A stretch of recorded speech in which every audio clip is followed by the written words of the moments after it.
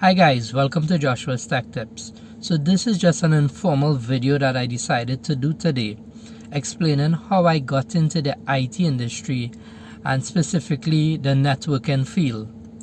So I'm hoping that this video could probably help encourage someone who's thinking about getting into the IT industry, or probably you're already working in the IT industry, maybe in a helpdesk position, and you wanted a bit of guidance in terms of how you could go to the next level and how you could probably get into the networking arena specifically. So I hope that you find this video beneficial. Also, if you like this kind of content, be sure to give the video a thumbs up, as well as consider subscribing to my YouTube channel and click on the notification bell to be notified once a new video is released. Alright, so let's get into it. So from a very early age, I always liked finding out how things work. I always had a very inquisitive mind, I would say. I loved tinkering with things, and I loved asking a lot of questions. And sometimes I asked too many questions, but that's just the type of person I was and the type of child I was growing up. I had a very inquisitive mind. So when I was first introduced to computers, I think I was probably like about 8 or 10 years old. I immediately fell in love, with computers and what computers could do. And I always used to tell my family members that I wanted to be the next Bill Gates. I would in fact be the next Bill Gates. Unfortunately, that dream didn't come to pass as yet, but I still have hope. So as time progressed, eventually I started high school and stuff. And at our high school, there we were taught about computers and how they work. My country at that point in time of Trinidad, not a lot of people had computers back then. This was probably like 1994, 1995, 1996. So a lot of us didn't really have computers. The people who did have computers probably were a bit wealthy. But my family at least didn't have any computers, and none of my neighbors or my personal friends had computers. So I used to look forward to our computer classes at school. And back then I think we used something like Windows 95 or something like that. That was the operating system. And I remember, this long boot process, and my teacher having to enter all these different commands and stuff like that just to get the computers booted properly. Unfortunately, there came a point while I was attending high school that I became very ill. I became so ill that I could no longer attend school. For at least 2 years, I had to be home, I had to get treatment and stuff like that. And that was really a redefining moment in my life, not being able to go to school, not being able to associate with friends and stuff like that. When I actually was in a position now to function and go back to school, because of the duration of time I didn't attend school, it was very frustrating. I was way back in my studies and my classes. And you know what? I made the regrettably bad decision, and I eventually just stopped high school altogether. Now that I look back on it, I'm not sure if I probably would have made that decision, but yeah, I stopped high school.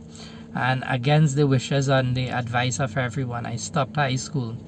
And when I stopped high school, my parents told me that if you don't want to go to school, you have to work, because you just can't stay at home and do nothing all day.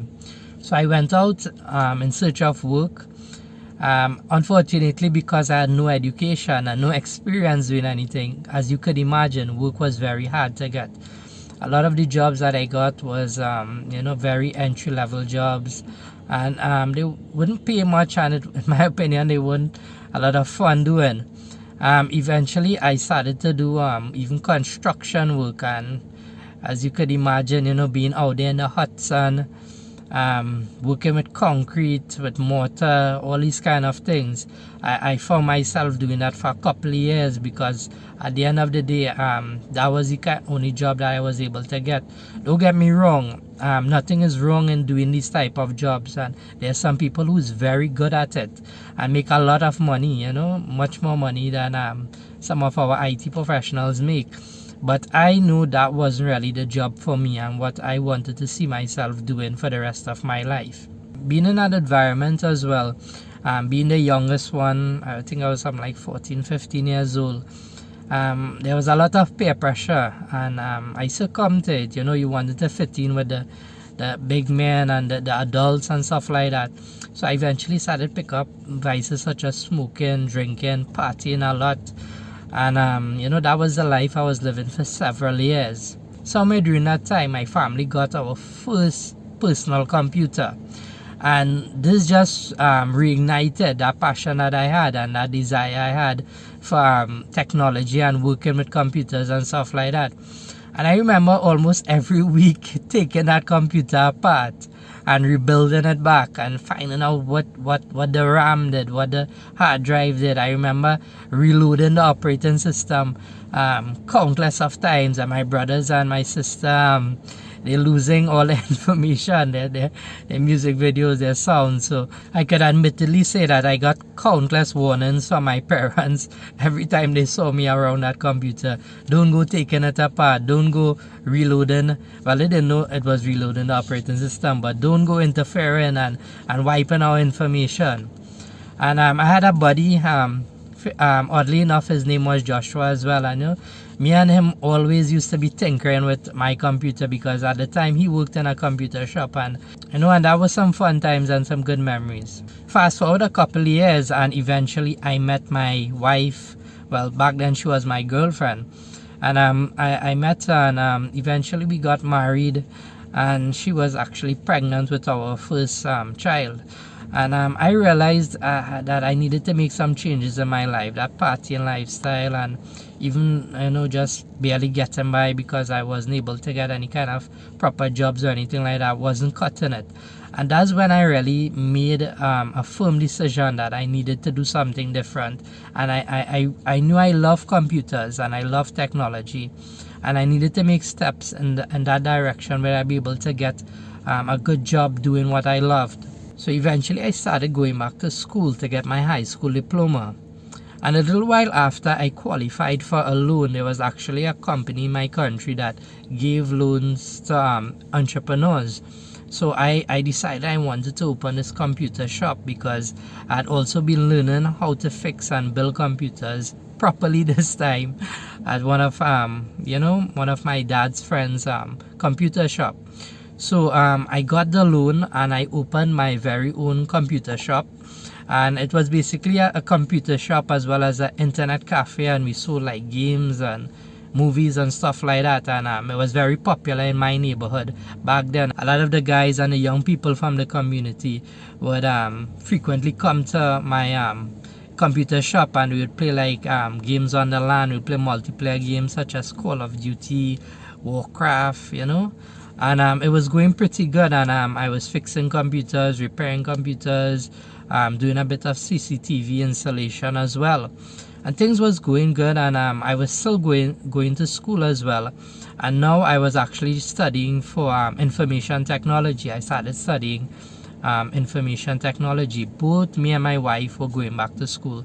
She was studying business management, and I was studying information technology. And it was pretty hard, for us, because sometimes we're working all day, and then after in the night we go to school and stuff like that. But nothing in life is easy.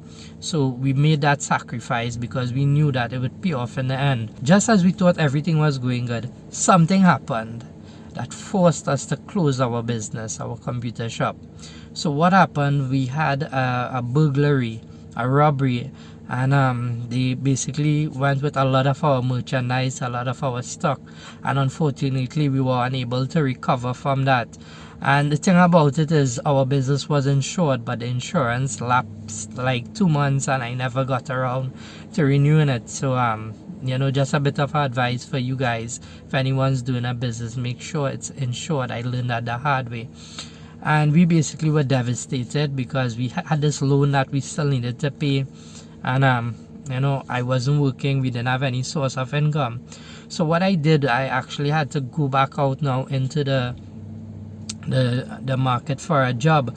And I also started studying A+ certification as well too, because although I had a lot of the theory knowledge, I needed to get something showing I'm certified as well.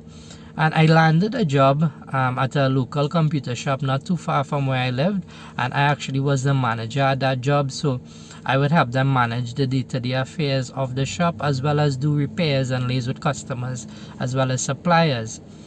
A little while after that shop, eventually things weren't going so good with them because there was a split with the ownership, and unfortunately they had to close down. So a little while after, I finally finished studying for the CompTIA A plus exam, and I wrote it, and I was successful and I passed the exam. I think back then there was two parts of the exam, if I'm not mistaken. I think that's still the case. There was a hardware and software part, and I passed both of them, and I was so proud, and I was so I was so elated to know that I finally got the certification and had something to show to employers that I could do the job. So as time progressed, I got another job, in fact, at an internet service provider. And when I got that job, I started off in the internet helpdesk. So I would take calls from anyone who had problem with internet related issues. So this was really an eye-opening experience for me, because it actually opened my eyes to how enterprise networking would work from the perspective of a service provider. So it got me thinking, all the time I was dealing with computers and computer repairs, but there's this other field, this much bigger field, I would say, which is networking, computer networking, and it just intrigued me, how information could pass through the network cables or wirelessly or whatever and go to another device. And that really sparked my love for computer networking when I actually worked in that ISP position. And eventually I continued doing my best in that position, in that internet helpdesk position, and it was very demanded because we work shift, we work holidays every day, it was a 24/7 environment. So eventually they had an opening for a NOC engineer. They had a vacancy for a NOC engineer. And from what I heard from some of my other colleagues, the NOC was a pretty cool place to work because they dealt with a lot of cool things there. So basically their job was monitoring. They had a big subsea fiber network, so we'd monitor that.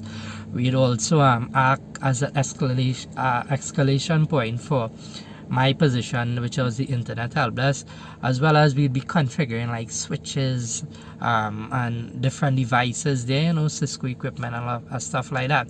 So I applied for the position. I was still under probation, I was only working in a position for 5 months, and so happened I eventually got the position, and this was, I was ecstatic because I actually made history in that company, because the HR personnel was telling me, you are the first person to actually be promoted while on the probation. So that was great for me.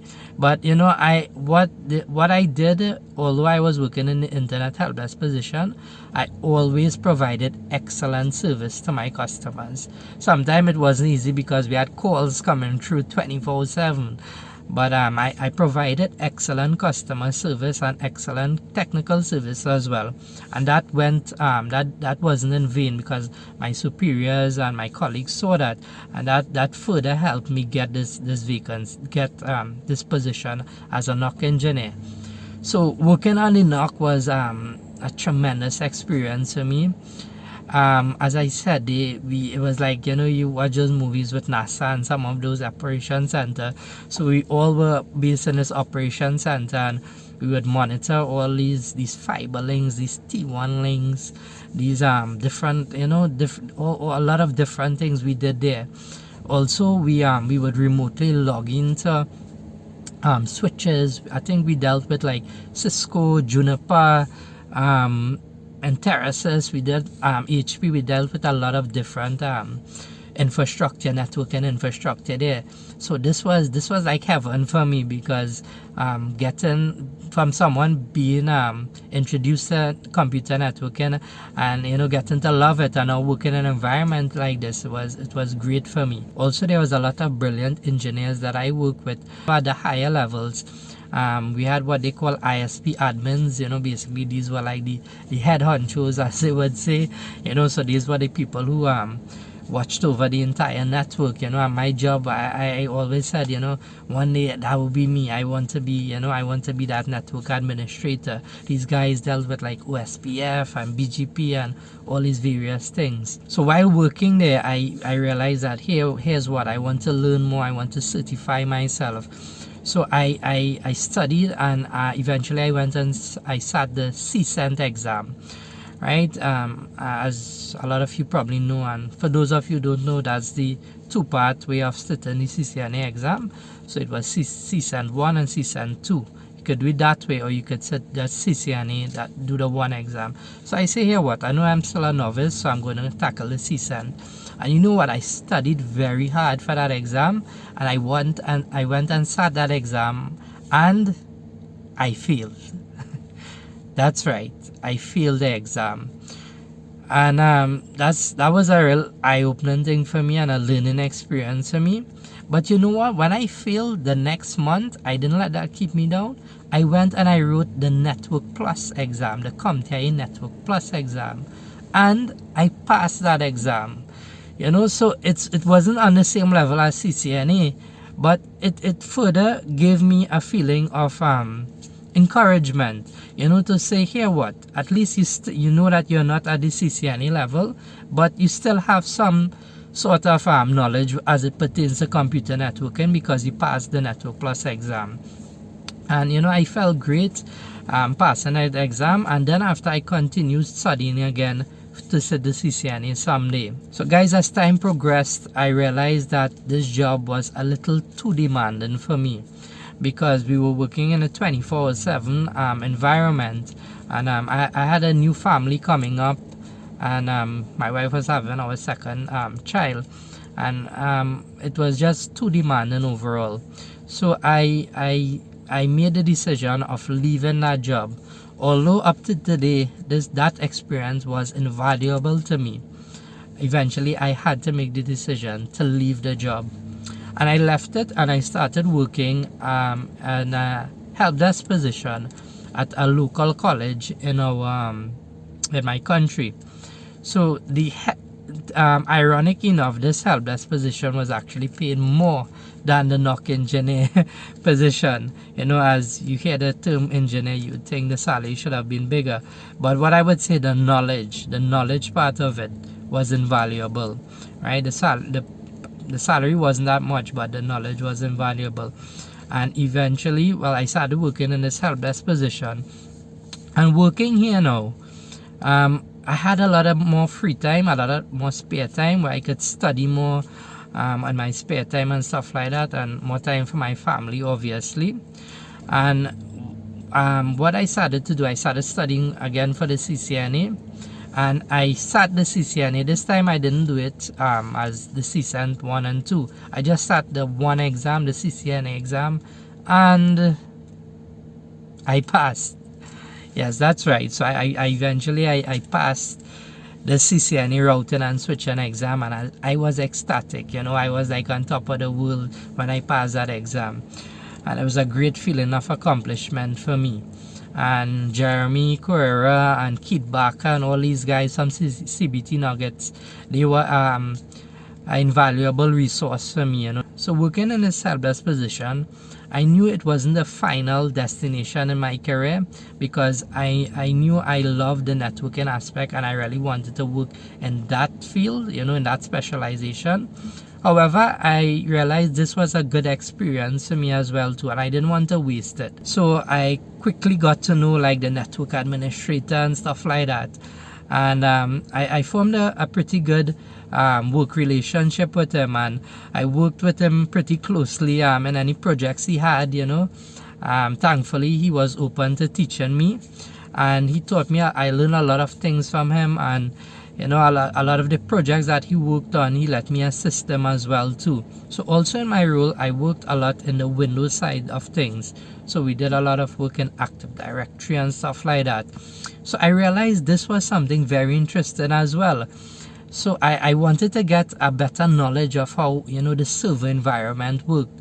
And I also started liaising with our system administrator there, and trying to pick his brain and get a bit of knowledge from him as well. and he was a pretty cool guy as well, a guy by the name of Anselm, and he would, exchange ideas, with me as well too. And I wanted to get certified in this thing.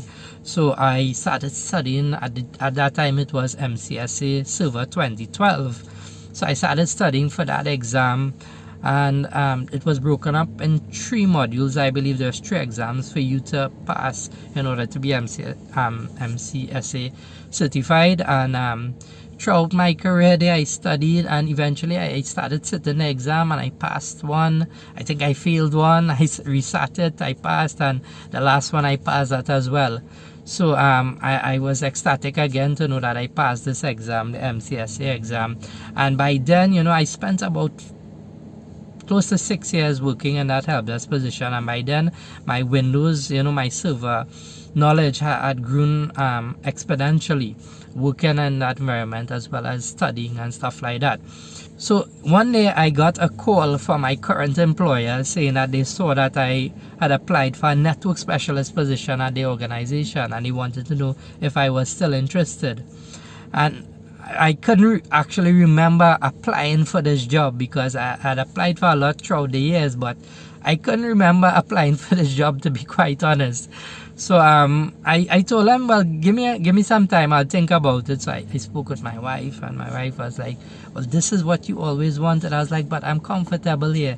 And after working almost 6 years, and she was like, but this is what you always wanted, and she left the decision in my hands. And I thought about it over and over, and then I said, you know what, let me take that leap of faith.